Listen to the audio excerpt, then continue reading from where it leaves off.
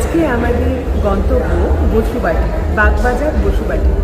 বসুবাটির ইতিহাস সম্পর্কে আজকে আপনাদের জানাবো। চলুন দেখে নেওয়া যাক।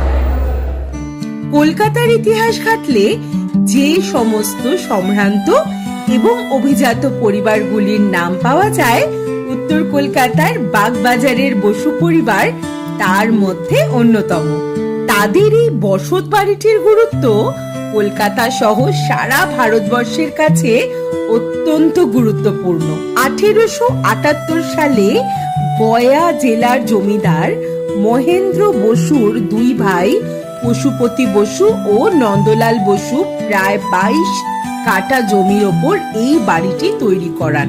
তখনকার দিনের বিখ্যাত সিভিক ইঞ্জিনিয়ার নীলমণি মিত্রকে দিয়ে।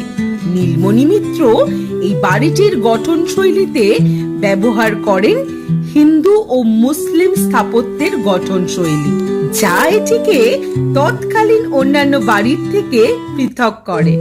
তবে যে কারণে এই বাড়ি ঐতিহাসিক গুরুত্ব সারা ভারতের কাছে থাকার কথা, তা হলো 1905 সালের 16 অক্টোবর কলকাতা ফেডারেশন হল থেকে একটি মিছিল কবিগুরু রবীন্দ্রনাথের পরিচালনায় এই বাড়ির প্রাঙ্গণে এসে পৌঁছয় এবং এই বাড়ির ঠাকুর দালানেই রাখি বন্ধন উৎসব পালন করে বঙ্গভঙ্গ আন্দোলনের সূচনা হয়।